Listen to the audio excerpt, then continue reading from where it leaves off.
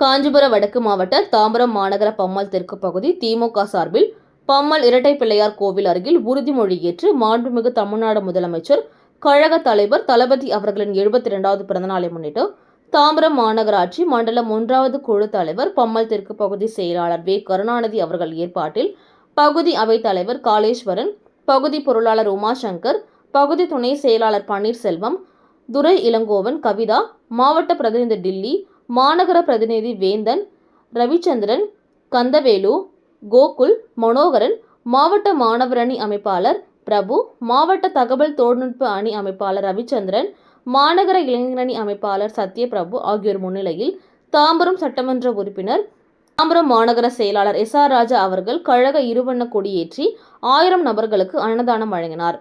இதனைத் தொடர்ந்து பம்மல் தெற்கு பகுதிக்கு உட்பட்ட 5, 6, 7, 8, 10, 11, 12 ஆகிய வார்டுகளில் உள்ள வட்டக்கழக செயலாளர்கள் அனின்ஸ்டன், ஜெகநாதன், இன்பசேகர், காந்தி, முகமது அப்பாஸ், சுகுமாரன், ஸ்ரீதர் ஆகியோர் ஏற்பாட்டில் வட்டங்கள் தோறும் கழக இருவண்ண கொடியேற்றி இனிப்புகள், நலத்திட்ட உதவிகள் மற்றும் அறுசுவை உணவு வழங்கி சிறப்பாக கொண்டாடப்பட்டது.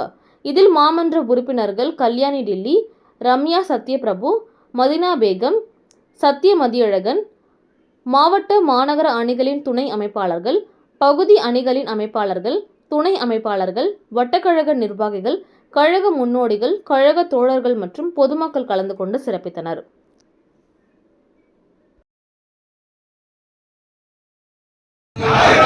எதற்காகவும் விட்டு தர மாட்டோம்.